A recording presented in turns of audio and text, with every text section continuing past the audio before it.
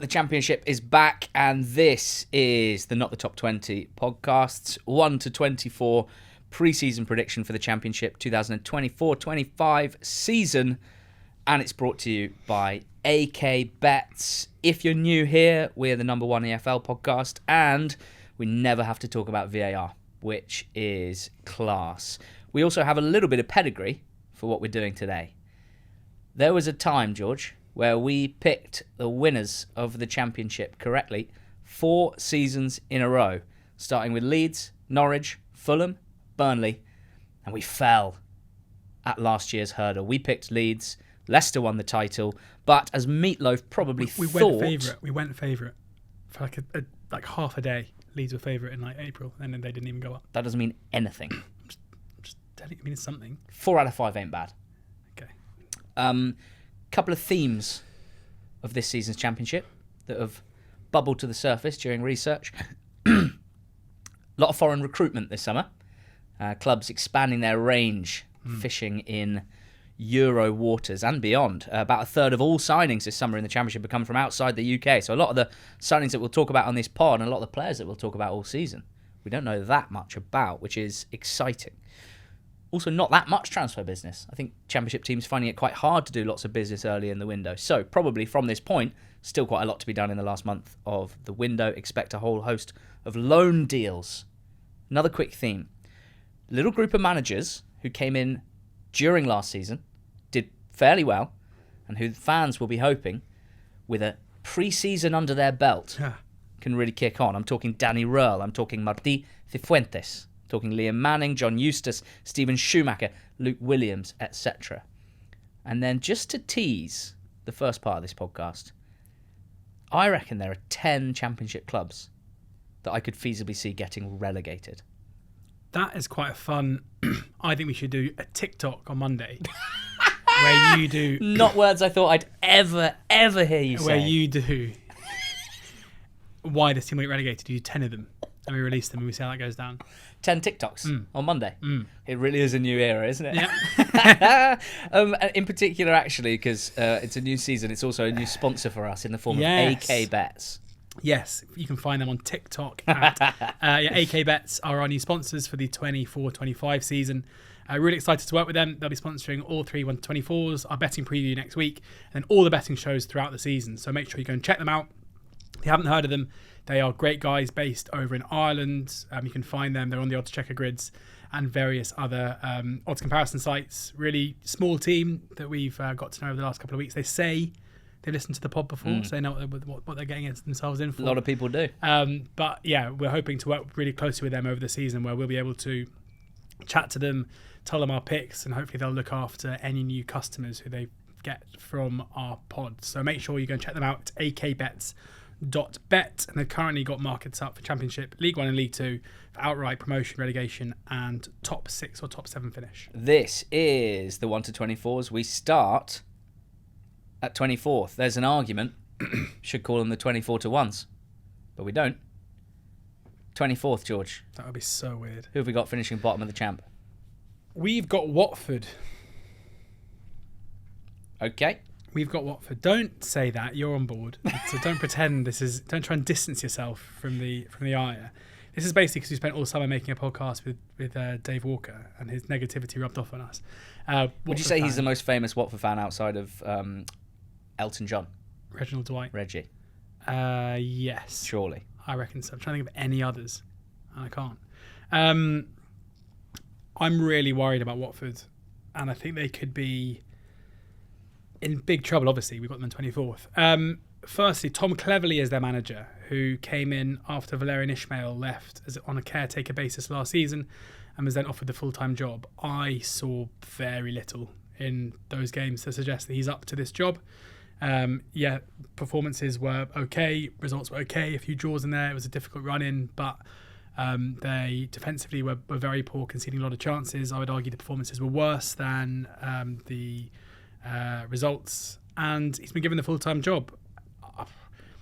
Ismail to me is, despite his detractors, has proven himself to be eminently capable at that level, and they've taken a massive gamble in my eyes to give a first job to someone, given that the squad is getting worse. Kone is gone, Loser is off. Wesley Hoot is off. Yasser Espria is going.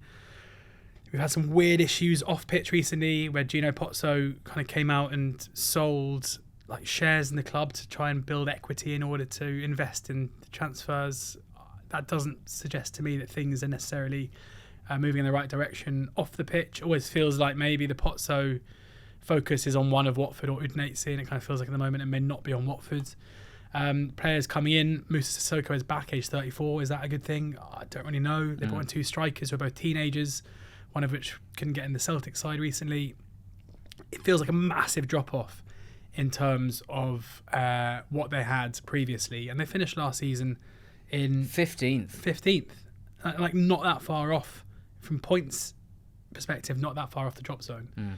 If there's a club in the Championship this season that I think could really unravel at quite a terrifying degree, I think Watford could be that. And I was back in September, October, after Ishmael's first few months of the campaign, I thought they looked like a decent side, and since then things have unravelled to a really concerning degree. So I'm not confident. No faith in the decision makers would be how I would describe it.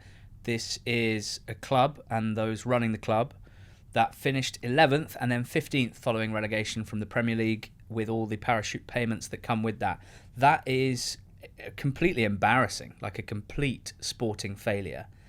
And those that have overseen it are still overseeing it, and seemingly in an even more blasé way than before. So it's bizarre, it's worrying. I happen to think that at Championship level, people running clubs and decision makers, when it comes to recruitment and planning and managerial appointments, are operating at a much higher level on average than they were a few years ago. And so I don't think there is much wiggle room for a team to be performing poorly on those fronts. Tom Cleverley, I think, has been thrown in at the deep end, and we've got them at the deepest part of the pool, the relegation part, 24th.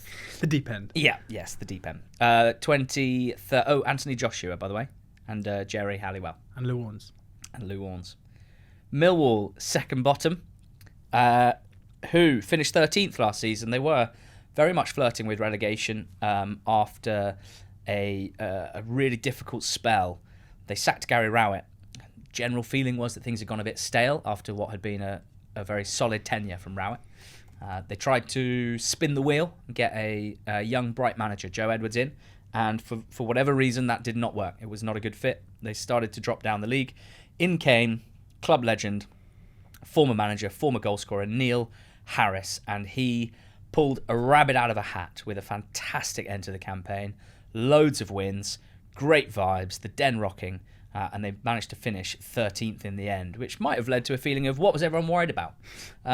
It's been a really difficult summer for the club for the second year in a row off the field, where very sadly their goalkeeper Matija Sarkic died very suddenly at the start of the summer, and this follows the owner of the club, Mr. Berylson, who also died in a tragic accident the summer of 2023. It is a club that has been beset with grief in the last 2 summers, and certainly our thoughts go out to everyone at the club, and hopefully there is support being offered. I'm sure that there is for everyone that will be impacted by these tragic events that have befallen the club. It's been a summer of change off the field.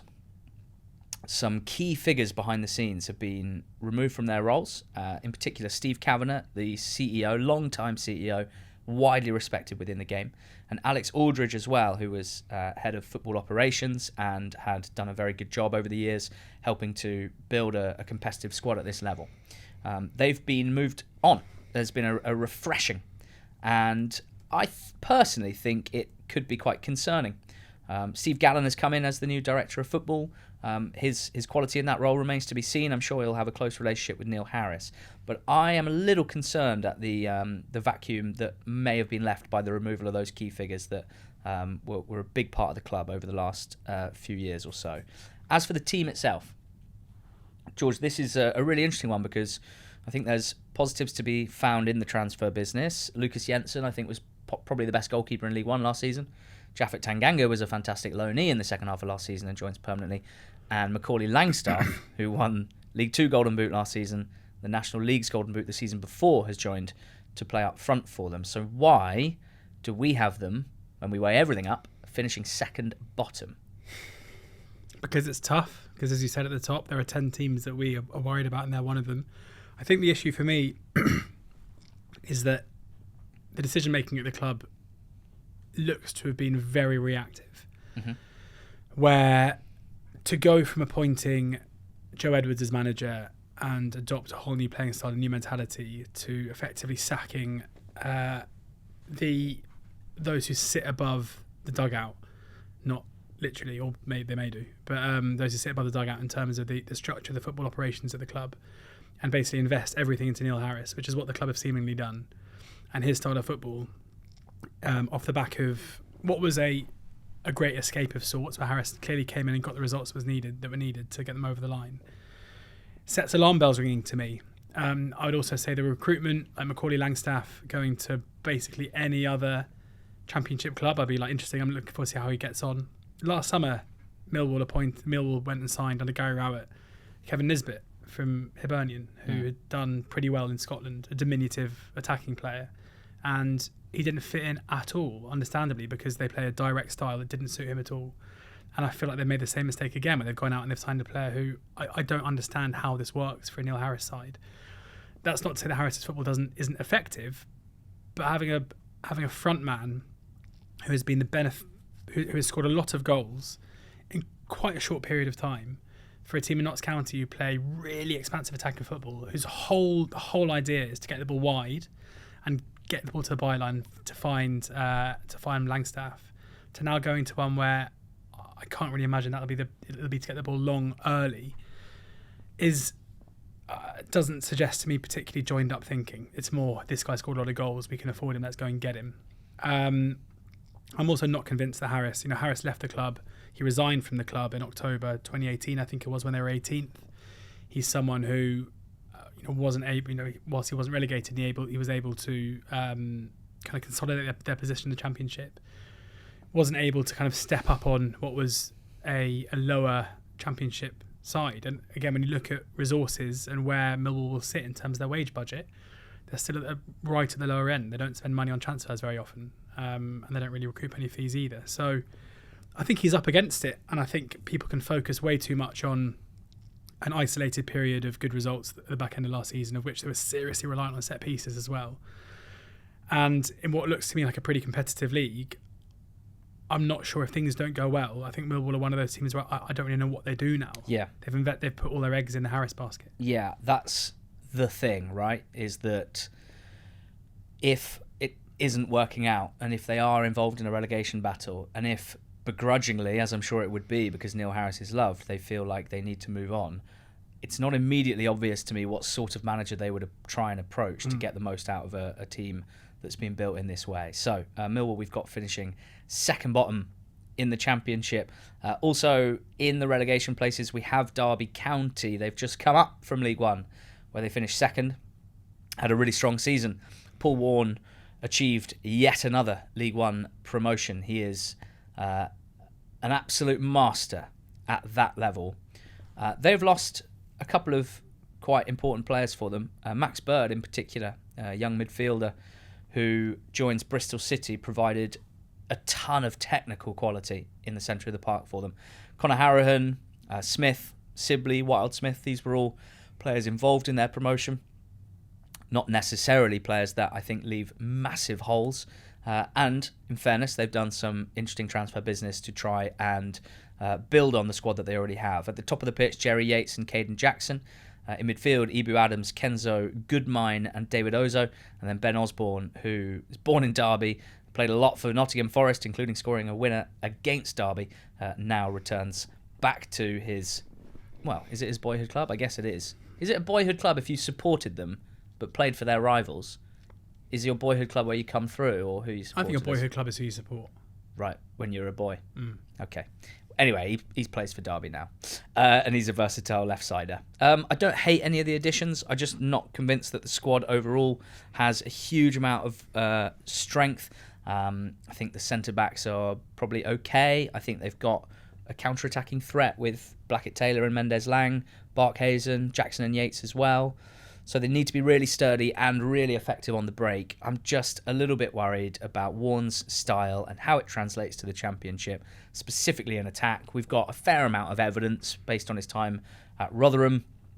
And while you would say Derby's squad and their budget is much stronger than Rotherham's was, I still think, like, relative to other squads in the league right now, they are up against it. And so I'm not sure his style is necessarily going to help them be much greater than the sum of their parts. So we will wait and see what happens with Derby. I think that if there was to be a managerial change, I really have no idea what route Derby would go down. I'd be interested to see, really.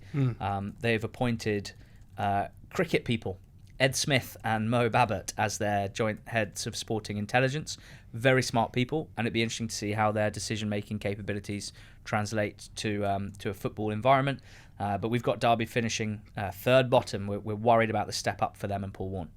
We've got Preston just above it. This would be a drop of 11 places from 10th.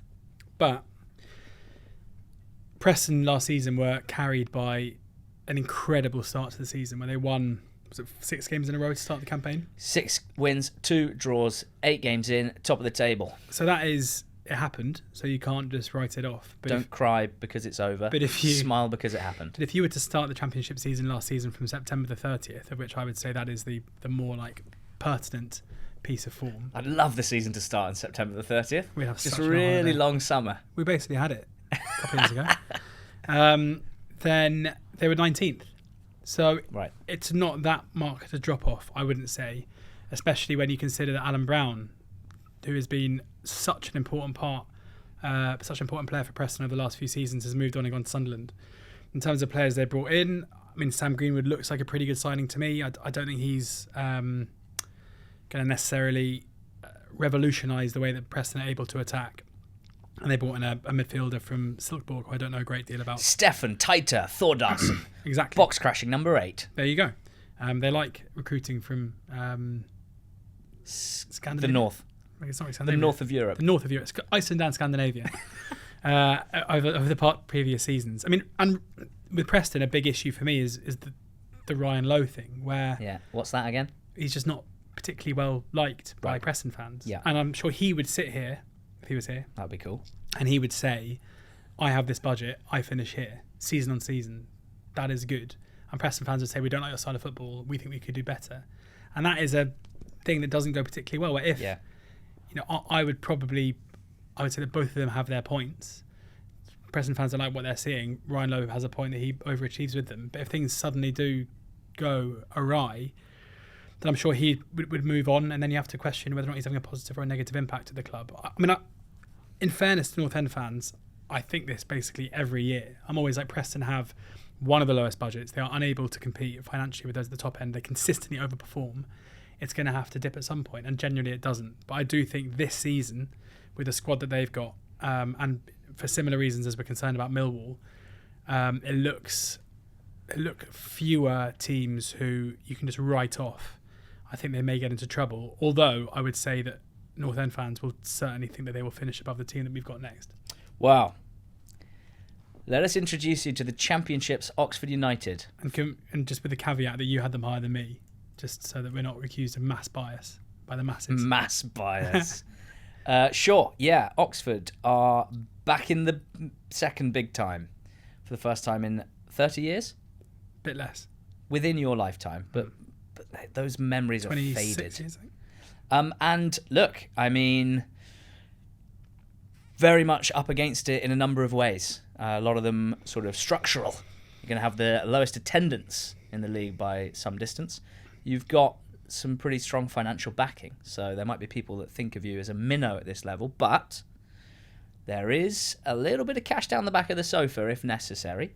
And initially I assumed that Oxford would be maybe at the very bottom for me, because I went into this thinking, don't get carried away by how excited George was at the playoff final, and his Oxford team culminated an amazing couple of months where they came from nowhere to punch their way into the playoffs and then played fantastically well during them. I thought, don't get carried away by that. They were not even one of the better League One teams over the course of last season. How dare you? Not even one of the better League One teams over the course of the season. Disgusting. And then I've been completely blinded by how well you played in the last 2 months of the season and when it mattered in those big games. And the fact that the style that Des Buckingham landed on that worked so well, I think will translate pretty well up a division. That is to say, very aggressive but not gung-ho out of possession. That is fairly conservative when it comes to committing too many bodies forward, but I think still being able to attack with quality attacking players both out wide and through the middle. I hope that Des Buckingham's reverse mullet stays in place for the season because I think it's a good approach for you guys. Now, I love the transfer business. Thank you. It feels very listens to NTT20 Yeah. to sign... Peter Kioso, Jack Curry, Idris El Miz, Jamie Cumming, but then also Matt Ingram. Malcolm Ebiove, for sure. You've also added Will Volks, which was an eye-catching signing. Louis Sibley gets a new start. Fajeta will bring some speed, if maybe not much else. And you've lost Josh Murphy. Now, that is a big loss because he was your best player and he fired you to promotion, quite frankly. But... you have to hope that having not lost much else from the core and Murphy maybe being able to be replaced in the aggregate with some of those other additions. Look, it's not all perfect for sure. It's just better than I thought it was going to look. I guess you might want a bit more depth at centre-back. Brown and Moore had a great partnership, but if one of them were to be injured, I'd be a bit worried. Maybe, I was going to say another winger to excite, but Matty Phillips seems to be on his way through the door. He's in. To join Malcolm Ebiove. And maybe another striker option, maybe someone a bit bigger, a bit more of a physical presence. I don't know. You are undoubtedly up against it in terms of the size of the fan base, the stadium, etc. But I'm feeling good about it. Are you? Yeah, I think so. Should start by saying that if we stay up by any measure, it would be job well done from Des Buckingham for sure. Like, it's going to be very hard. I think the recruitment has been really innovative. You see Derby fans and Pompey fans looking at our recruitment and thinking, why haven't we been able to do this kind of business, which is good. Apart from obviously the Josh Murphy thing. Murphy's a massive loss. It was only 4 or 5 months, but without that 4 or 5 months, we wouldn't be in the Championship. So don't cry because it's over. Correct. Smile because it happened. Yeah. Last time I'll say that. I think it'll be interesting to see how he manages to fit El Mazzuni, Brannigan and Volks all in the starting lineup, and Goodrum and Rodriguez.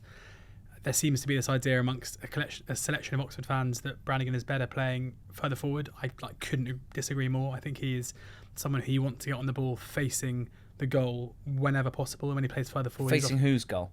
Facing the goal we're shooting at. Right. Because his vision and his switches and his pressing are his best attributes. Big switch. Not playing with his back to goal. And I think he ideally shouldn't shoot as much as he does.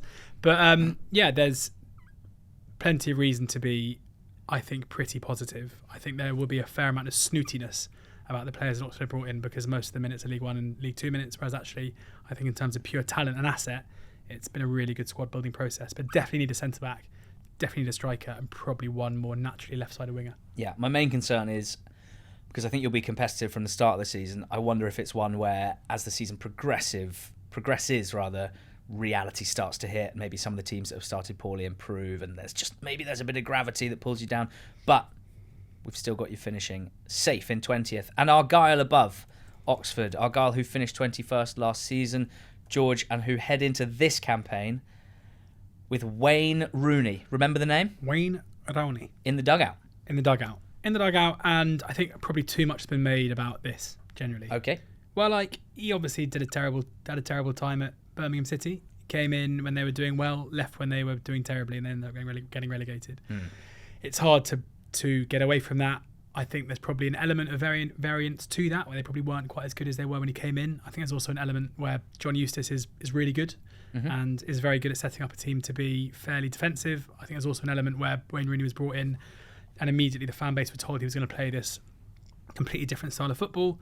And when you package that all together, where you're taking over an overachieving side who play a certain way, have been recruited to play a certain way, and you're parachuted in and told you have to rip that up and start again and play a completely different way, that isn't really how he played with his Derby team, then I think he was on a bit of a hiding to nothing. I think at Plymouth Argyle, his job is going to be very different, where he's been brought in I think is more of someone to kind of look after the culture of the club, which I think was dealt a bit of a blow under Ian Foster, where seemingly it went from being a very happy camp under Steven Schumacher to a very unhappy camp under Ian Foster. I think Rooney is someone who's absolute love of football, his air of superstardom, his ability to work within the media, I think will fit very well, because it's still the same coaching staff and still the same backroom staff who had such success under Schumacher and under Ryan Lowe as well. So, the squad is still there.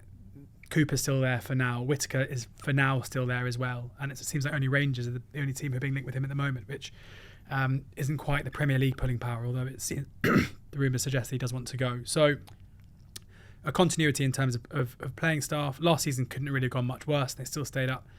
I think, a lot is being made about Rooney just being some kind of clown. And I think it's probably gone a little bit too far now, and they might be okay. I'm excited for the lad Sissoko that they've got in on loan from Toulouse. I might even go as far as to say I'm unbelievably excited about the lad Sissoko, who they've signed on loan from. Gets fouled loads, which was a good sign. Toulouse. Cardiff we have next in 18th. They finished 12th last season. They somewhat famously, if you listen a lot to this podcast, had really bad underlying performance data, among the worst in the division. So that suggested that, certainly in open play, this was a team that did not create very many chances, did not have a particularly high-functioning attack, and defensively was not exactly an absolute lockdown defensive side. Now, they did have the best set-piece record in the division, an incredible ability to score goals from set-piece situations, which powered them up into mid-table. They had some fantastic results in derby games as well. They had some really memorable moments, and they also had quite long spells where they looked really poor. So Mr. Bullock, Errol Bullock, comes into his second season, and I'm not a huge fan of what he's adding to Cardiff City. Despite those impressive moments and results in big games, which are important, I don't think overall his management of the club or the team, when it comes to developing a tactical approach, developing players' performances, general communication levels, the kind of more leadership stuff in terms of getting everyone together and motivating a side and a squad and a fan base, I think the jury is still out when it comes to Bullock. So given that the ownership of the club and the governance of the club, I think, has also been quite volatile in the recent past, I have a little spidey sense tingling that there could be some drama at some point, and that his tenure might not survive a poor run here. But there are positives, for sure. They've only really lost a couple of loanees from last season's team, and none of them were massively impactful, although Carlin Grant did come on well. They've signed Chris Willock, Callum Chambers, Wilfred Kanga, and Anwar El Ghazi. Now, and talk that Alex Robertson is next up. Nice player, Alex Robertson. Now, if you could tell me that Chris Willock and Callum Chambers and Aaron Ramsey, the prodigal son, will all play 40 games or more, I'd be pretty excited about what that would do to raise the level of the team from last season. I just don't know to what extent we can expect that, given the injury records of Ramsey and Chambers, and given Willock's form over the last 2 seasons has been much more patchy than it was when he was really thriving. So I like some bits of this team. I like the centre-back options. I'm not mad about the full-backs, the central midfielders, and loads of attacking players in the squad. But how many of them would be the envy of other teams in the league? Not that many, outside of probably peak Chris Willock and Aaron Ramsey. Hopefully Ruben Colwell has that breakout season that I've been waiting for like 3 years. Yeah, because I really like him. But we've got them dropping 4, 5, 6 spots to 18th, Cardiff City. Above them, League One champions Portsmouth. Yeah, Pompey fans currently a bit nervous, I think, about the coming season, feeling like they haven't done enough business, which I can understand, and I think it's probably true, but I would anticipate that they probably will do more between now and the end of the window. They've lost quite a lot of minutes in defence, especially with Sparks, Rafferty and Raggett all going. I don't think it's a massive issue. I think they're probably players they were happy to lose. But there's no doubt that they have to do a bit of a rebuilding job. I think the style of play will really suit. They'll come in, they will press aggressively as they did last season. They're not, again, reliant on having loads of the ball. But I think this is the kind of it's the kind of similar, I guess, in a way to Ipswich, although Ipswich dominates possession more. It's more just the out of possession work that they do and the way that they're able to press so effectively that should see them compete well against teams who do like to have more of the ball. Murphy and Silvera obviously offer a bit of stardust in attacking areas. It'd be really interesting to see how Murphy gets on, because obviously a player who comes into Pompey having been in incredible form, the best player in League One for the back end of last season, but has not just 18 months at Oxford, but basically 3 seasons of being really poor before that. And, surprising to see him take a bit of a chance on himself and move to a new environment where, things don't go great to start with, but by all accounts, he's been very, very sharp in pre-season. And, if he does play well, there's no denying that he will be a massive asset at this level too. Colby Bishop news is tough to take. For those who haven't seen, Colby Bishop was having his routine pre-season medical tests and a heart issue has flared up and he's undergoing heart surgery at the moment, which will be months out as it stands. A huge player for them last season, not just in terms of goals, but also the physical threat that he offers means we expect that Cassini Yengi will start the season up front, albeit with a new striker to come in. Elias Sorensen, it looks a very good addition, somebody who can kind of play as a bit of a link striker. The key thing for me with Pompey, and the reason why we're not more concerned, is John Mousinho and Rich Hughes. 2 guys who are running the football side of things. Mousinho delivering a championship winning team, a League One winning team. Brilliant. Delivering a League One winning team. Yeah. In his first full season in charge. Rich Hughes, who has built Forest Greenside, who obviously went up to League One, and then now at Pompey in his first season, looking after football ops, delivering that side as well. They know what they're doing. Yeah. And they know what they're doing a lot better than onlookers know what they're doing. And I would be pretty confident to say that they will ensure that Pompey are at the very worst competitive. And maybe they'll surprise a few people higher up the league as well.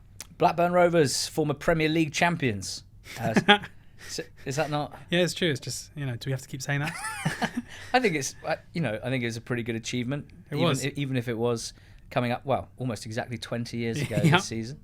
But fair play to them. I think they should be proud of that. I think there's a lot that they won't be proud of right now. I don't really like the smell of things. Very much figuratively, by the way, in Blackburn.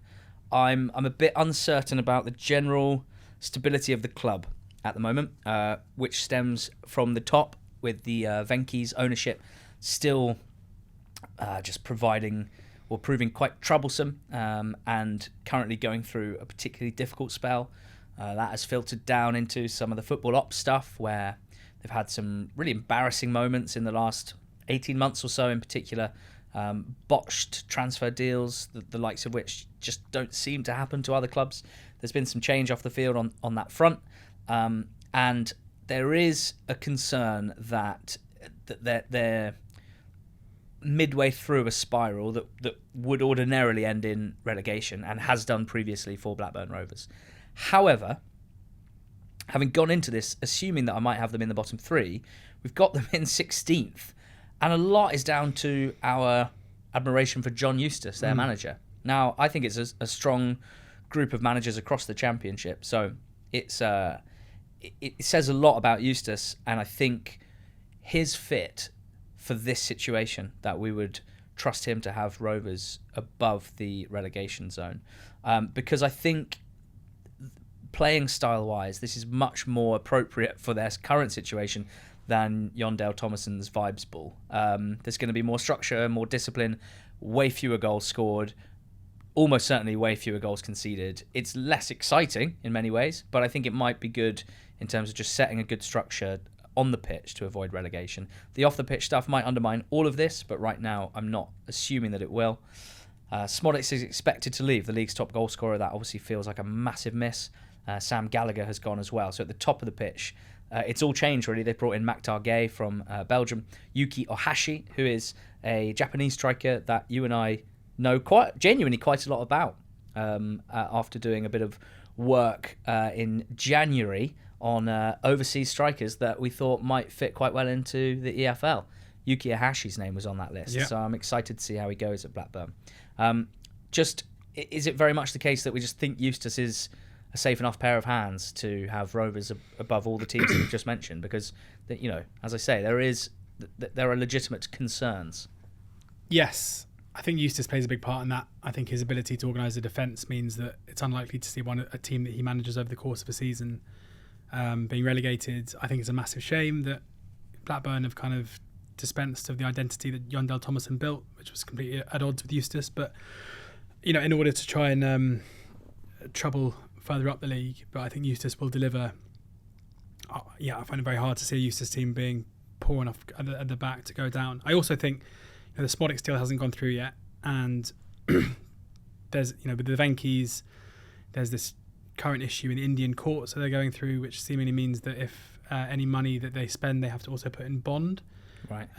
Which I think is curtailing a bit what they can do in terms of investing within the club, which is then having an impact on Blackburn. I think that's why player sales are going to be really important. So I would also anticipate that if and when the Smodic deal goes through, then that will release some funds and able to spend more in the coming weeks. Okay. Stoke City next. We got them finishing 15th last season. They finished 17th. Shuey is at the wheel. Where did we have them last season? They finished 15th last season. Tell me a bit about Stoke, and then I'll tell you where we had them last season. I thought to be like we normally have them. I think it's the lowest that we've ever had them. So this will be the season, Stoke fans, where you win the league. Well done, Stoke fans. Yeah. Last season we had Stoke 9th. They finished 17th. Okay, so we're getting there. It's kind of as you were in terms of first team players that they've retained. Tyrese Campbell, the only one of note who's moved on, who I think it's fair to say hasn't been the same player after his injuries. Victor Hansen, I think, is one of the best signings of the summer in the whole of the Championship. An unbelievable shot stopper who's been very busy in goal for Rotherham, and he might be quite busy again, I think, this season. And Sam Gallagher's quite a clever one too, because even though he's not necessarily a goal scorer, Stoke have loads of similar profiles. They brought in last summer a very buzzy attacking players, versatile across the front line, and having a physical presence like Gallagher who can effectively lead the line and have those players around him where he can play with his back to goal, he can be a physical presence, he can run the channels, I think could be a smart way of doing this. And you look back at Schumacher's Argyle team, even though there were moments where Hardy was prolific in League One, it was generally a team where goals came from throughout the side rather than having one kind of key striker who would lead the line. I think that's kind of what we're going to see from Stoke here. A big question is Wouterberger. Will he stay? He's been linked to Premier League clubs. He is that good, and I think his departure would be a big blow to them this season. I think it's a big task for Schumacher. I kind of feel sorry for him again, where probably the expectations will be quite high. When I'm not entirely sure it's a great squad. I think for him to improve on a mid-table finish would be a job well done, and I hope he's given the opportunity and the time from the Coates family to do it, who in fairness normally do. Above Stoke, we got Swansea in 14th, which is where they finished last season. They've got Luke Williams having had a pre-season to drill this team to play the Swansea way. They were not playing the Swansea way under Mike Duff. That was a sticking point, to say the least. The change was made. The fans are happy. Williams made a good start. Not unbelievable, but a good start. And the expectation is that they will progress further from here. They've lost Jerry Yates, Jamal Lowe, and the centre-back Wood, as well as a key loanee Rushworth in goal. Rushworth probably the biggest loss just in terms of impact on the team. They have added some quite interesting names in quite a lot of foreign recruitment. Gonçalo Franco, a midfielder from Portugal. Iom Ji-sung, one of the most highly rated young players in the K-League.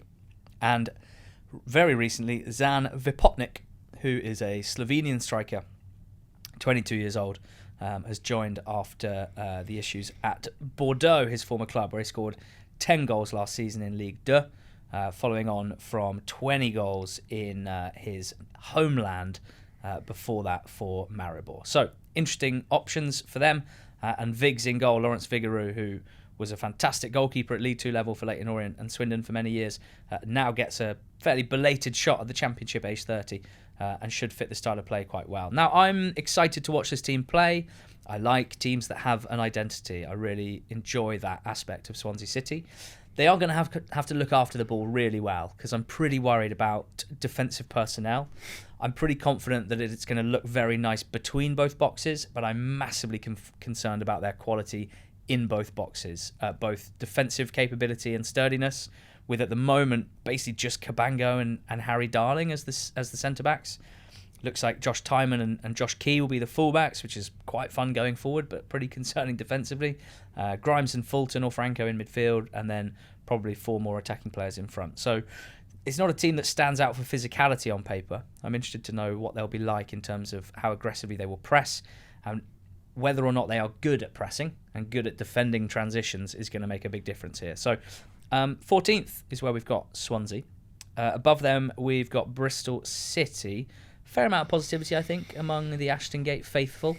Precarious, I would say, for Liam Manning. Well, I think there is positivity, but I don't think Manning has won them over yet in terms of him being the person to lead them forward. I mean, it got very ugly very quickly for him, and then it kind of steadied a little bit. Interesting, the issues that they had last season have kind of followed Manning around, where it was still just an inability to break down a low block. Like when they play in transition, they're sensational, and the fact they've recruited Sinclair Armstrong is very exciting to me, because he is a striker, I think, playing in a Manning side where his job will be to play on the shoulder and break at pace, probably with loads of pace either side of him, will be devastating. And I think picking him up for just over £2 million is a really nice bit of business. Also exciting to see Fally Mayulu, who's another young striker they brought in. It seems like they're going after a younger profile. Some rumours that Scott Twine might come back, which would be a decent signing if they do get him in. They freshened up the squad a little bit with Matty James, Andy King and Andy Vyman all leaving, all in their 30s, no issues there at all. And Max Bird arrives from Derby, having signed in the summer. Really excited. He is someone as a ball progressor, a really tenacious player as well, who I think will give them a bit of bite and quality in midfield too. So loads to like. It feels, the way they're recruiting young players with a high ceiling and investing their money there, it doesn't feel like they're going for broke to finish in the top 6 this season. I think this will be a campaign where, with the pre-season under his belt, remember what happened with Oxford last season. Manning came in, steadied the ship, kept them up with the pre-season, left them when they were second in the league.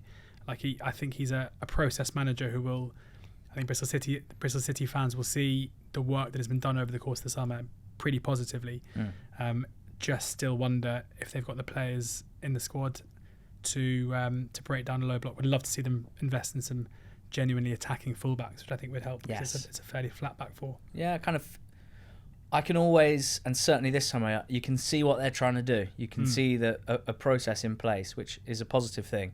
I guess probably for the fans, feels like they've kind of been processing and consolidating for the best part of a decade now.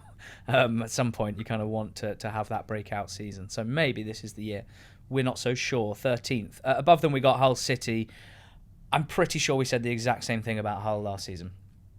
I'm going to say it again this season. Feels like the range of outcomes for Hull City is wider than for any other team in the Championship. Yeah. There is a case to be made for them looking like a bit of a basket case right now, and there's certainly a case that you will be able to make that all might look fine come 1st of September and beyond. Interesting info for those who checked out over the summer is that Liam Rosenior was let go, the owner saying that he just didn't enjoy watching that team play football under Liam Rosenior and he wants more exciting football. Enter Tim Walter, who is a manager who's managed quite a few clubs in Germany. This is a quote from a piece in The Eye. Is that The Eye? Is that how you say it? In The Eye. In The Eye. On The Eye website. Okay. One in the eye for the eye. This is a quote. Walter, who hopes to bring an attacking style he boldly declares is unlike anyone else's in the world. What does that entail?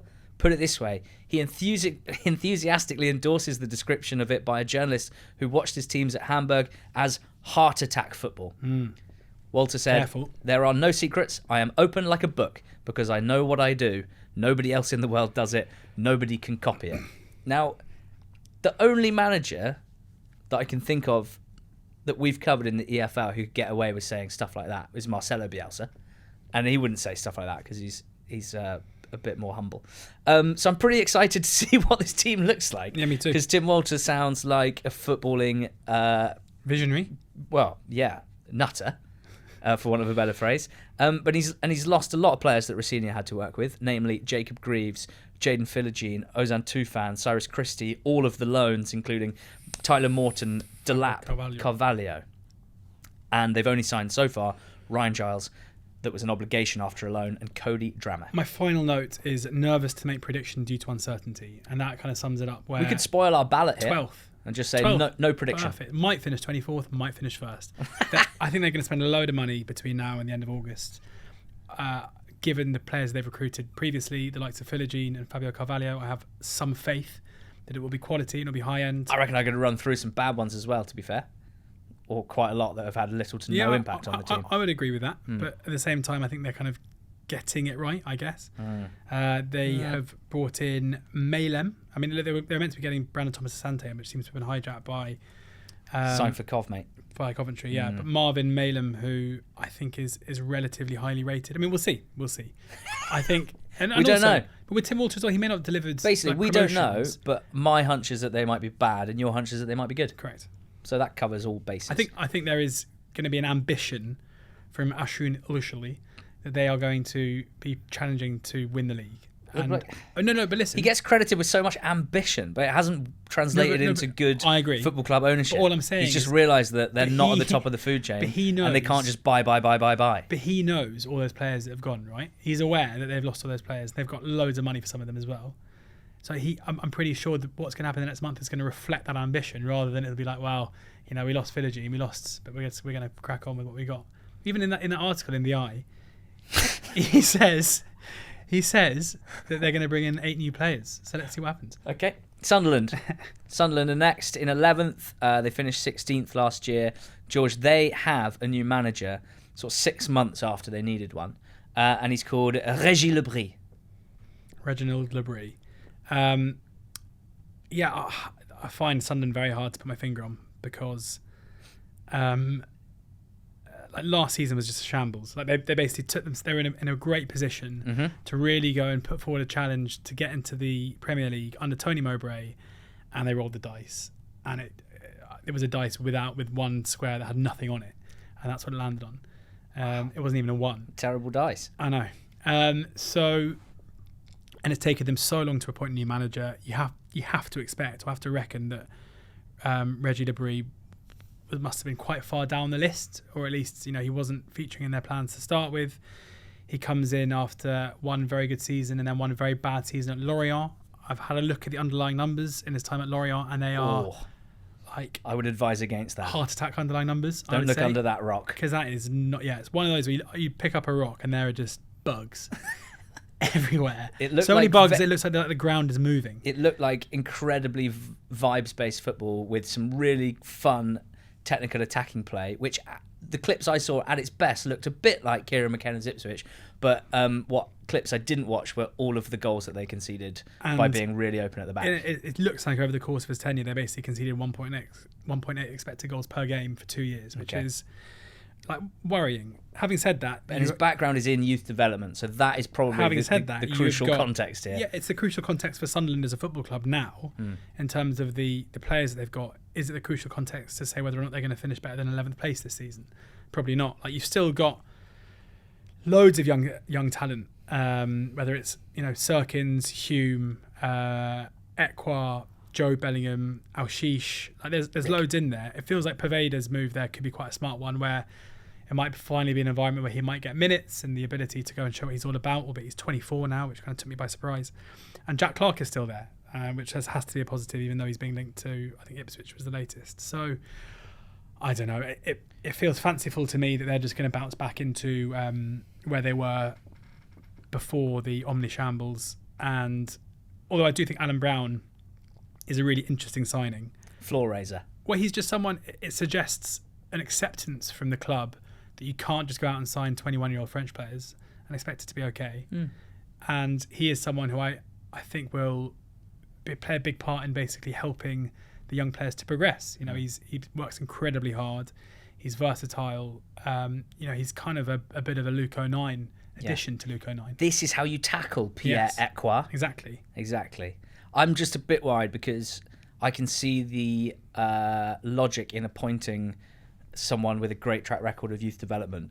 I don't think the Sunderland fans are that up for another year of youth development. I think they'd quite like to see some winning football, and clearly Régis Lebris does not have much of a track record on that front. A lot hinges on how good a fit that managerial appointment is, and frankly, whether he can succeed in finding a way of playing where a number 9, whoever it is, has any impact on the game whatsoever, so they're not essentially playing with 10 men, which they did for the whole of last season. QPR, we've got above them in 10th. Martí Cifuentes. They finished 18th last season. That doesn't tell the whole story, though, does it? Because he had one of the most sensational impacts of an in-season appointment, certainly of last season across the EFL, and for as long as I can remember, really. Absolutely sensational turnaround from a shambles of a football team under Gareth Ainsworth to an excellent one under Cifuentes, particularly out of possession shape, defensive record, sensational. They just strangled opposition teams who could not consistently create against them. Never the best going forward, and that is something that clearly needs upgrading if they are to challenge into deep into the top 10. But his impact on the team has to have you excited here. It was reflected in underlying numbers as well, where they were sort of the 8th best team per the XG ratio in the last couple of months of the season. I think, again, we can expect them to be very good defensively. The goalkeeper department seems to have been upgraded with the signing of Paul Nardi. They've signed a really exciting Slovenian striker called Zan Celar. I think that could be a big upgrade for them if he adapts well. And then it's just, what do we want to see more of? Probably a bit more quality added in the forward unit, currently containing Ilias Chair, Lucas Anderson, good quality players, Paul Smith, and then the strikers Celar, Dykes and Frey. I'd probably want another 1v1 dribbly wide specialist, something like that. But overall, I'm excited sitting here about this QPR team this season. We've got them finishing 10th. Last season, they were basically at every point coupled up with Sheffield Wednesday, George. We had them 24th and 23rd and no 1 to 24s. Everything we said was entirely justified about how the teams would play under Ainsworth and under your man with the smile, Thithgo Munoz. Yeah. Smiley Cisco. And then these two managers, Martí Cifuentes and Danny Röhl, had monstrously good impacts. We've kept them together again here, which is sweet. We have. I mean, what a chance they're both at QPR and Wednesday this time next year. Oh, the managers. Both of them. 10%. Yeah, it's not, and that's the only thing that makes me a bit nervous about how high we've got them is if they do this well, if they do get 9th and 10th, they're going to be picked off, you'd think. I mean, let's be positive. Danny Röhl has been incredible in terms of what he's done at Sheffield Wednesday to take over in the position they were in, to get them out of the mess, playing the kind of football that he was playing, to get an unbelievable buy-in from the Wednesday fans at what was an incredibly toxic time. Dejan Chansiri is still not particularly popular, but there's no denying that the appointment of Cisco Munoz was, the parting of company with Darren Moore and the appointment of Munoz was a disaster.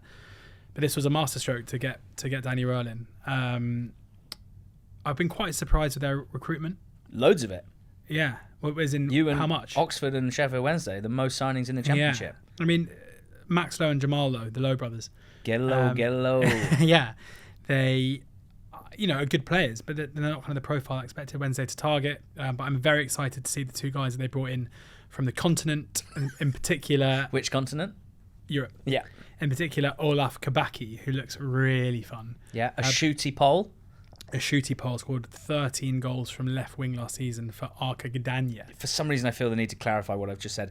He's a Polish player that shoots a lot. Yes. From cutting in from the left. Exactly. And then Svante Ingerson. I mean, these look like really fun attacking players to inject some dynamism and some attacking quality to what is already a Danny Röhl style of play that is very dynamic. They've got so many attacking players outside of number 9s, like Windass, Masaba, Gassama, all those guys, and then they've added quite a few on top of it as well. I mean, they can't all play. I think the perception is that these guys will be better. But there's a lot of depth. There's a lot of depth there. There is a lot of depth. I think they could do with a striker or two. I'm still not entirely sure who's going to score their goals. I know that they brought in Charlie McNeil, who let's see. I mean, it seems like a big ask for him to be the starting striker for a mid-table championship side, age 20.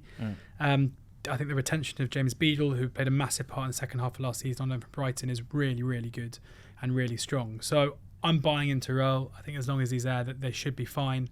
think Hillsborough should be a happy place next season, and I'm excited to see them. Just never, ever let yourself forget the lingering threat of Dej von Chanziri. I know.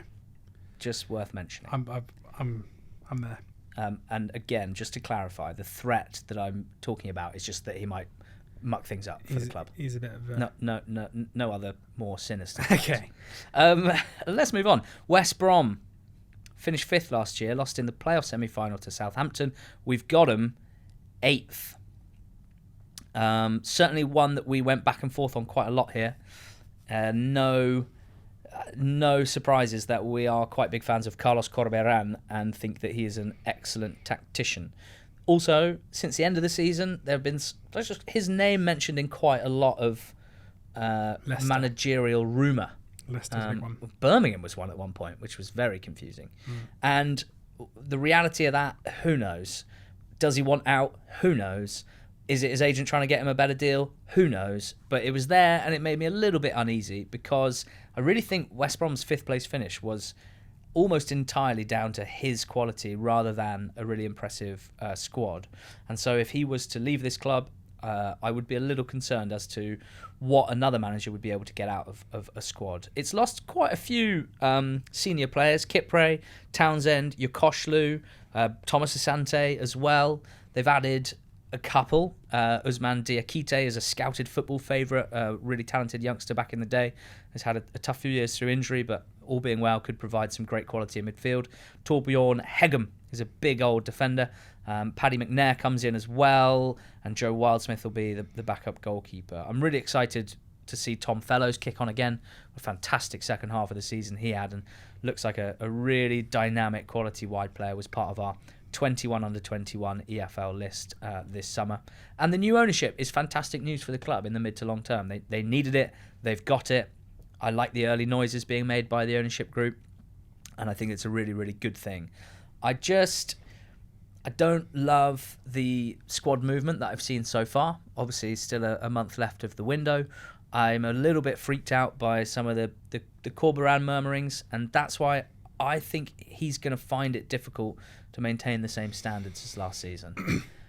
Yeah, I think it's easy to forget the environment that Corberán had to work in last season, where he nearly delivered West Brom into a automatic promotion race and got them to a playoff semi-final. I think things, with the takeover having been complete, things should be better now. And I feel like the moment that we're recording is not a good one for Baggies. We've just seen them sell Brandon Thomas Asante, Connor Townsend and Oke Yokushlu, 3 relatively key players for them last season who all performed pretty well. It seems like it's a need to balance the books effectively and get some money in for players, all of whom are out of contract this time next year. Make money to spend money. Yeah, and if Corberán doesn't feel supported, I'm sure he'll leave. But the takeover, given the environment he had to work in last season, my hunch is that things are going to look very, very different come the beginning of September when they've been able to recruit the way that they want to. Devante Cole comes in and everyone's like, what is this? Why are West Brom signing him? I would agree if he was to be the Thomas Asante replacement, it looks very underwhelming. But I have a feeling they'll go out and sign a couple more. So, it wouldn't surprise me at all if West Brom have a very good August and suddenly Corberán is taking charge of a side who can challenge for the top 2. But at the same time, there are alarm bells slightly going off in my mind about what's happened in the last couple of weeks, in which case he's going to have his hands tied and, as you say, could be manoeuvring for an exit. I hope not, because he's just such a massive asset for West Brom. And as you say, the alarm bells could be brief. They could end up being complete red herrings. Could just be a fire alarm. Yeah, West Brom, who were basically the second best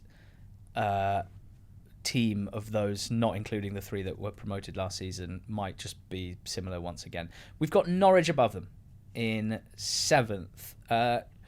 Feeling a freshness, a new era at Norwich, George. The new-ish sporting director Ben Napper makes his first managerial appointment after sacking David Wagner post-playoffs and appointing from Nordsjælland a very young, very exciting manager, Johannes Hoff Torup. Yeah, I'll be seeing them in the flesh next weekend when they open their championship season. The Yellow Derby. At Oxford, yeah. I wrote an article when David Wagner was sacked for NTT20.com, and I kind of wrote in that will Saro leave? Will Sargent leave? Will Rowe leave? Probably, but let's see what happens. Mm-hmm. Still there. All three of them still there. Looks like they might all stay there, although Sara kind of being linked to Leeds. And they have... Really? Yeah. Sara? Loose. Leeds? Loose links. Wow. Loose They're going to have that amount of cash to spend. Ships. Amazing. Yeah, I don't know. Abu Kamara is an addition to their front line, who I think will be very, very fun indeed. I think that is a incredible attacking quartet. And I think Thorup, if he has much about him, should be able to enjoy managing them. I think Wagner leaving is no negative. I think it freshens up the whole place. It makes the fans have something to buy into with the Weber and Wagner dynasty or era being over.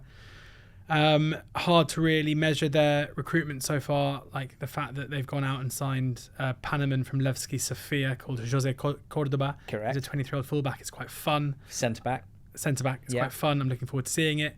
I kind of trust Napa probably to get this stuff right. I don't see why they'd be any worse. I'm also not able to massively buy into Thorup and Napa until we actually see them. So it's a classic case of probably quite similar to last season, but I'm excited to see it. Yeah, what I think we're going to see is a relatively similar approach to a Leicester, for example. Real deep possession and build up, 3-2-5 attacking shapes, things of that nature. That is exciting. It is an approach that has worked for teams with a lot of talent, and Norwich certainly do have a lot of talent in some areas of the pitch. I am somewhat concerned as to whether they have the relevant players or the necessary players in defence to be able to provide the quality in build-up, if that's the way they're going to play, and frankly whether they have the right Harry Winks equivalent. We shall see, but certainly positive feeling around the place, and that is never a bad thing. We have hit the top 6. Yes. Middlesbrough finished 7th last season. We've got them jumping up one place, and it was no, they didn't. They finished 8th. That's a huge error, for which I apologise.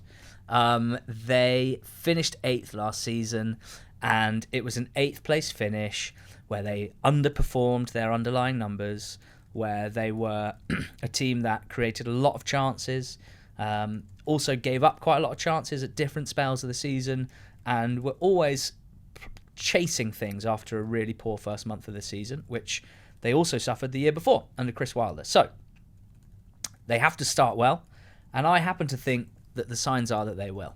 I think that Carrick has good authority there now. I think he's a good manager. They've got a good balanced squad. Most of the sort of building of the squad came last summer, where they had a lot of big holes to fill. This year, very few. They have signed a couple of players, one of whom I'm very excited about, in Aidan Morris, a 22-year-old American midfielder who's been starring for Columbus Crew in MLS for the last few years, and I think will be a nice partner for Hayden Hackney. They've also signed Luke Ayling and Delano Bergzorg to fill a few gaps in the squad. I think we're all pretty excited to see how Lath goes, if he can stay fit for the whole season, after a flurry of goals at the back end of the last campaign. And then loads of existing players to like and expect plenty from Vandenberg at the back to Hackney in midfield, Finn Azaz, Isaiah Jones. I'm excited about this team. I think that if they could have better luck with injuries this year, it's going to make quite a big difference as well. So the negatives, I'm not fully trusting of this team and this manager when it comes to the defensive side of the game, which is what underpins generally, certainly an automatic promotion campaign. Now, fewer injuries and more consistency of selection may help that at the back, but it is a concern of mine. And then it's just that question, the really strong finish of last season, was that everything clicking, or was that the pressure was off and they were able to play without pressure? Was it a red herring or a sign of things to come? Excited to see. We've got them 6th. In 5th, we have Sheffield United. Wow. Who... Yeah, I mean, they're really hard to judge. Obviously, a shambolic season in the Premier League last year. Seems like the takeover is happening, but may not go through before the window closes. But the club are conducting some pretty decent business anyway. I love the signing of Callum O'Hare. I think the signing of Kiefer Moore is very smart and offers them a proper target man striker that I think Chris Wilder will very much enjoy working with. In Harrison Burrows, they get a player with loads of potential. Sam McCallum, we know, is a reliable performer at the level. They're just going out and signing really good players who should be playing for a team challenging at the top end of the Championship. I also kind of think, and people will be shocked to hear me say this, that the career arc of Chris Wilder, I think, is being a little bit over pronounced, where it was not very long ago when he went in at Borough and saw them massively have a turnaround of fortunes, and he was kind of hailed as like the best you could really get in the Championship. Things obviously unravelled there. It felt like there was a big power struggle at the top end of the club. He then made the catastrophic decision to go and manage Watford for a short period of time that didn't end particularly well and was never going to. And then I think you can basically write off what happened at Sheffield United last season. I kind of think that Wilder back at Sheffield United, building a squad himself the way that he wants to, having had a pre-season and a bit of calm, I would say is still a very, very strong manager for the level. Is it calm though? That's what I want to know. I don't know. We don't know, and also the issue we have is we don't know what the new owner's plans are. Has Wilder got assurances that he will still be the manager when they take over? You would think so. Otherwise, would he still be there? But we're not entirely sure. Mate, apparently he's moving away from 3-5-2. Have you heard that? I've heard, and I'm playing like fun possession-based football. Yeah, love it. I mean, he's. I mean, I think it's probably Alan Nill who is innovative, but like, he's not a dinosaur manager in terms of style of play. And then we forget that they've got Gustavo Harmer in midfield, who is one of the best centre midfielders we've had in the league for the last couple of years. I think just the slight, the uncertainty off the pitch and the way that we're not really sure what's going on there at the moment means that it's impossible to be really bullish. And I do think the teams above them, it's quite easy to make a case as to why they will finish above them. But I think Blades will be okay, and that's why I've got them in 5th. For sure. Yeah, they've got some excellent players. And then also parts of their squad that look really thin on excellent players. So certainly not a complete squad and work to do on that front. I think you and I are going to get a real thrill out of watching Ollie Arblaster. Yes. Because we've been told about him for a long time. We saw a bit of him on loan at Vale. And then obviously because we are EFL focused and we don't watch much Premier League action, we've certainly missed his establishing himself as being a key player. And I cannot wait to watch him. Interesting to note as well that AK bets have Sheffield United 15-8 for top 6 finish. Really? Which goes very against, I think, my perception of where they are. Interesting. Above them in 4th, we've got another team down from the Premier League in the form of Luton Town. George, really interested in this club and how they do things. In particular, from a narrative standpoint, before anything football related. It's a big season for this club and I think also for their manager, Rob Edwards. From his point of view, what a few years it's been, from a Forest Green promotion in his first senior job in the EFL to a dozen games at Watford to taking over from a really well-oiled Nathan Jones Luton and winning the playoffs in an impressive way, playing quite a direct style, to a relegation from the Premier League, but quite a lot of pats on the head, I'd say, for him and his team for playing well and for bloodying some noses, to now being third favourites for the title in the Championship, which is not a position that Luton have ever been in as a club and Edwards as a manager, and I can't wait to see how this looks. And I think they'll be fine. I mean, they were the best of the 3 relegated sides last season in the Premier League. I think Edwards is very, very capable in terms of squad building. I think his in-game management is very good. I think he's a versatile manager that we don't see very often, where I think there are some non-negotiables, but in terms of their playing style, like last season we saw them be a really aggressive pressing side because that was the way they needed to combat teams who would dominate the ball against them. How they set up this season, we'll see, but it's largely the same group of players. There have barely been any additions. I love Shandon Baptiste very much, and I really hope he's fit. But there has to be question marks as to whether or not he will be, given his injury record recently. Ross Barkley, clearly a massive loss, who was a key player for them last season and was such a direct ball progressor in the middle of the park. It's something that they will lose. But, I mean, Baptiste can do that if he's able to, and he's fit enough to do it. But given that Luton have been so innovative in their recruitment and their ability to recruit for a certain style, I have been pretty surprised to see that they haven't been doing it. I do wonder if the return of McAtee and Taylor from loans suggests that maybe they have a part to play and they don't feel there's any need, unless they were to lose Adebayo or to lose Morris, if they feel there's any need to strengthen in advanced areas. And they've retained all their key players. It was an amazing achievement from them to go up in the playoffs as they did, and they did recruit pretty well last summer, which means they come down with a better squad than the one they went up with. And yeah, generally teams at the moment who come down from from the Premier League do pretty well, and I wonder if we might see some of that parachute money spent over the next couple of weeks. And if they do, there's no recruitment team that I would anticipate would do it better than Luton. Coventry in third. Yes. From 9th to 3rd would be a significant leap, and it's one that we think they are set up to make. Last season, they handled the departure of two of the best players in the league in Gyökeres and Harmer about as well as you could possibly imagine. They rebuilt their team. They used those funds very wisely. They started poorly again, which, again, a bit like Borough, just needs to be rubbed out, needs to not be an issue. And I don't particularly see why it should be. And they did very well. They stayed amongst it for most of the season in the Championship. They went far in the FA Cup, arguably too far for their league campaign. And after an incredible day at Wembley against Manchester United in the FA Cup semi-final, they really flamed out. And that was understandable.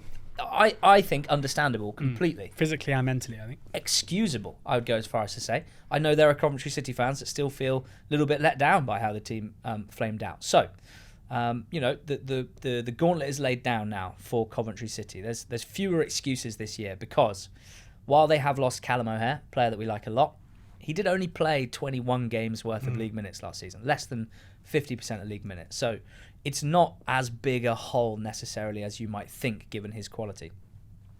They've signed Jack Radoni, which is a signing I really like. I don't see him as a direct replacement for O'Hare.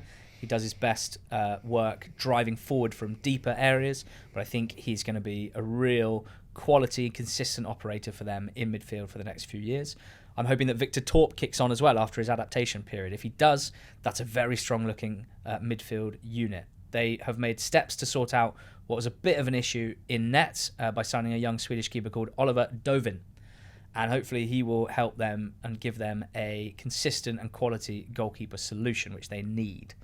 At the top of the pitch, well, it was a roller coaster for both Ellis Sims and Haji Wright.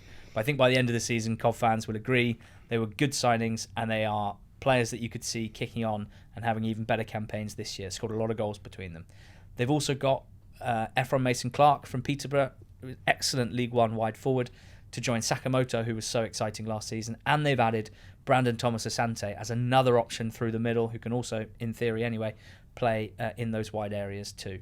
All of that is really strong. At the back, they've got a group of fairly young defenders who now have another year of experience, the likes of Kitching and Bobby Thomas in particular. I wouldn't mind seeing one more centre-back. If they could buy a premium P-Cage centre-back, I'd be really excited. But even if they don't, Robbins is a master. I see very clearly how Coventry could go about smashing it this season. We've got them finishing third. If the three relegated Premier League teams are all subpar compared to those we had last season, it's all up for grabs. Yeah. It's all up for grabs. But we have ultimately got Burnley in second above them. Yeah, before my research, I was kind of quite negative on Burnley. The appointment of Scott Parker felt a bit lazy, very different to the company appointment.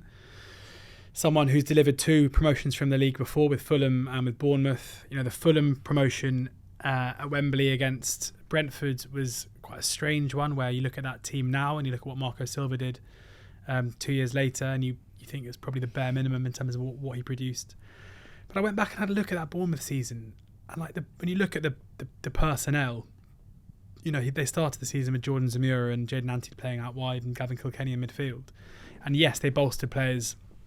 They bolstered their squad in January, albeit not to, you know, it was good on paper, didn't work out that well in practice. Players like Solanke, who had a breakout season that season under Parker, Mepham, you know, I feel like he did a lot in that season. And it was actually, when you look at the starting 11s of teams that have won promotion automatically out of the league since then, it wasn't that good a team. So I'm kind of happy to revise it a little bit. And, you know, we know that Parker is very adept at building sides who, again, are very, very strong out of possession, press really effectively. So I kind of feel like I have to upgrade in my mind a little bit my initial reaction there, which was, you know, it's not as simple as appointing someone who's won promotion twice, lads. And then the squad is a mess. the squad is a total and utter mess. They have like 40 first-team players. But within those 40 first-team players, there is still like an unbelievable side. Yes. And I for Parker, his biggest job is going to be cutting through the mess and finding what that is. Because I've got no doubt there are players right now who Burnley fans expect will be first-team players who'll barely feature and be loaned out in January. They've had this ridiculous situation where they've had to pay 18 million euros for Mike Tressor, allegedly, who they brought in on loan with an obligation to buy and stank the place out in the Premier League last season. But they've got so many that they brought in. I mean, and then you look at the squad itself, there's still so many players who played a massive role in that incredible company team. Like, you can list a team, Trafford, Bayer, Ekdal, Roberts, Coutinho, Cullen. I mean, Sunderberg is there now. Josh Brownhill, Zaruri, Benson, Aaron Ramsey. They're all still there. Like, it is. Odebear. It's absolutely stacked. Amdouni. So they can have 10 bad players, 10 bad signings, and the team is still there to dominate. Also, the fact is that this group of players have been built. I mean, it's a really technical side with really good physical attributes. And they tried to play a certain way in the Premier League and they got picked off, and it was too easy to do so because they weren't able to compete. But in this, as it was the case 2 seasons ago, they're going to be playing in games where they're going to be the better team in most of their games, and therefore they should be able to exert their dominance over the opposition. So it's a hot mess. I don't really understand what's going on, but I think for Scott Parker, he's kind of playing FM, where he's just getting a team, he's gone way over his wage budget allowed, but it's not his fault, and he's got a team to choose from, and I'm pretty sure he'll be able to navigate through that squad. 20 players or so on rotation, he'll be good enough to get them out of the league. Yes, agree with all of it, both the concerns and the realisation of how much quality there is, and probably trying to remind myself that having done this for however many years, we've seen so many teams look chaotic like this coming down from the Premier League. I would say on average 2 of the 3 teams every year we have the same conversations about 2 weeks before the start of the season. Oh, it looks carnage behind the scenes. Like, all these players want to leave. No one wants to be there. Surely they're going to have to sell everyone. And time again, most of those sides, not all of them, but most of them, end up being absolutely fine. And in fact, really quite good. So, Burnley second. Leeds United first. 2 years in a row. 2 years in a row. I suppose actually the 3rd year out of 6 that we've picked Leeds to win the championship. So far we've got a 50% hit rate. Won it under Bielsa, did no win it last season under Farke. But they were an excellent championship side who would have been promoted automatically in almost any other renewal of this godforsaken division. But there was Leicester, there was Southampton, there was Ipswich. It was a hell of a battle at the top of the championship last season. And Leeds started poorly and ended poorly. And the start was excusable. The end was worrying, concerning. The way that they played in the final at Wembley was a bit worrying. However, I think once you kind of wash away the disappointment of a playoff final defeat, what's a stronger signal is the consistency of their performance, the consistency of their winning last season, and the fact that it's the same manager at the helm, someone in Farke who I think does a fantastic job in management terms. He has the right temperament for this football club in terms of his communication, his level-headedness, his confidence in his own ability. He is not the perfect tactician, I don't think, for this level. But with a certain level of player at his disposal, I think he has shown that he can be either a title winner with Norwich, certainly a promotion getter with Norwich, and did everything but last season with Leeds United. So they've lost phenom Archie Gray to Spurs. They've lost Glenn Kamara. So far they've lost just loans and a couple of fringe players. The one concern is the future of Somerville, heavily linked to West Ham. Best player in the league last season, probably. Nonto as well would have a question mark over his future. They have added Joe Rodon, who comes back and was a great player for them last season. And 2 players I think are a really good addition and in areas that they probably needed. Joe Rothwell to provide quality and drive in the centre of the park, and Jayden Bogle to provide sort of proper attacking threat and output from right back. Plus the return of Vober and Aronson, if they are able to reassimilate into the team, I think they could both offer something. So, yeah, interesting one this for me, George, because there were times at the end of last season in particular where I thought there were holes to pick in the way that Farke managed certain situations at the sharp end of last season, particularly when it came to his substitutions and how the team played when they were chasing games. However, overall, I think I'm betting on the consistency of performance over a 46-game season. And also, you can focus on those details, but realistically, the reason why Leeds didn't go up last season was because of Ipswich. Like, it's a points tally which would normally take you up easily, and then no one would really remember that, and Farke would be hailed a genius. He's delivered promotions out of this league before.